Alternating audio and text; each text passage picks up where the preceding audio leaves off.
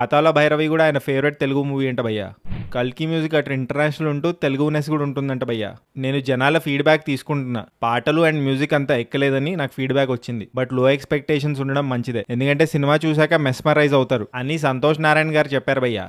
నాగశ్విన్ ఇంకా కార్తిక్ సుబ్బరాజ్, అదే జిగర్ తాండా డైరెక్టర్ ఉన్నారు కదా, వాళ్ళిద్దరిలో చాలా సిమిలారిటీ ఉందంట. ఇద్దరు ఎక్కువ మాట్లాడరు, బట్ మంచిగా కన్వే చేస్తారంట మ్యాటర్ని.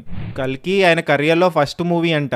ఏ రకమైన రిఫరెన్స్ ఆయనకు రాలేదంట, ఈ సాంగ్ లాగా ఉండాలి మ్యూజిక్, లేకపోతే ఈ సినిమాలో సాంగ్ లాగా ఉండాలని. నాగి జస్ట్ సీన్ ఎక్స్ప్లెయిన్ చేస్తాడు, ఇలా ఉండాలని చెప్తాడంట చాలా క్లారిటీతో. ఫైనలీ మొత్తం సినిమా చూశాక సంతోష్ నారాయణ గారు ఏడ్చారంట భయ్య. సినిమా ఏడ్చినట్టు ఉందని కాదు దాని అర్థం, సినిమా ఏడుపు తెప్పించిందంట ఎమోషన్ వైజ్. కానీ ఆడియన్స్తో పాటు సినిమా థియేటర్లో సినిమాని ఎక్స్పీరియన్స్ చేద్దాం అనుకుంటున్నాడంట. So is waiting for 27th. ఇవి బై అప్రాక్స్ 40 minutes ఇంటర్వ్యూలో హైలైట్స్. ఇప్పుడు ఆ 1 AM బెనిఫిట్ షోస్